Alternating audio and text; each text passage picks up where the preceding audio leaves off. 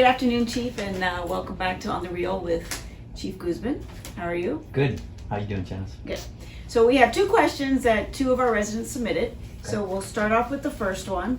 This first one is from a 13-year Miami Springs resident homeowner, and they want to know, they say, I'd like to know why the police have softened up on speeding in our city, and if and what, how are you planning to go about correcting this?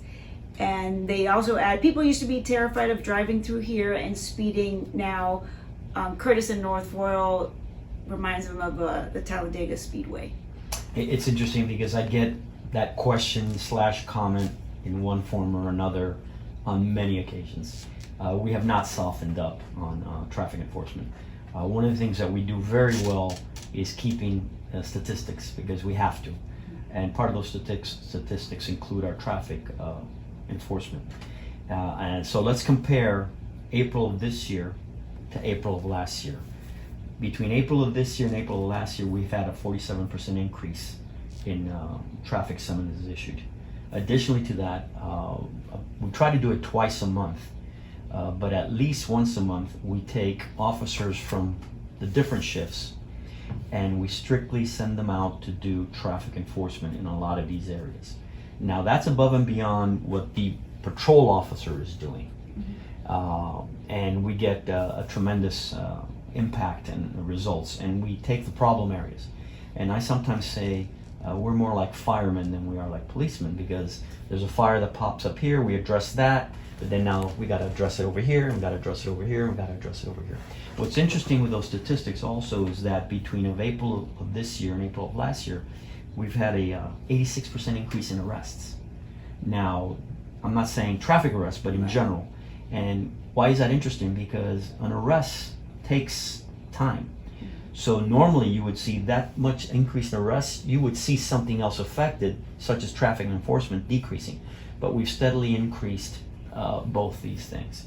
So I'm sorry that they, don't see it, but we are doing what I think is a very good job at traffic enforcement. And unlike other municipalities that have a high call volume or high crime, we're able to focus on some of these issues like traffic enforcement.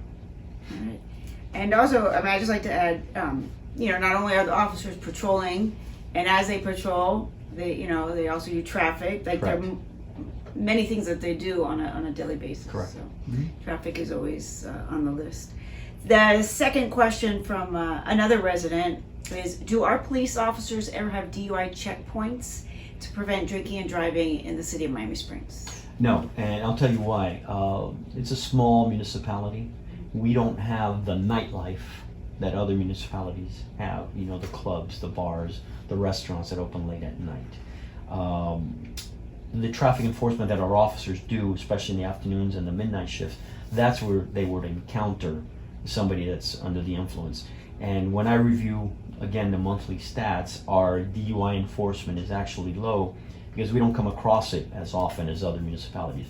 That's not to say it doesn't happen, but we just don't come across it as often. A DUI checkpoint is man-hour intensive, and I know that DUI is a serious offense, and I'm a firm believer in enforcing that when we come across it, but we have to justify and balance. Do we stop or not focus on other issues? We've had an increase in calls for service at the hotels on 36th Street. So do we stop and decrease some of that? So we have to justify what are we gaining as opposed to the intensive man hours and planning that you have to do to have a DUI checkpoint. Thank you for taking the time to answer these two questions. If you have questions you'd like the chief to answer, just send an email to the address below, and we'll randomly select them. And see you next time on The Real with the Chief. Thank you.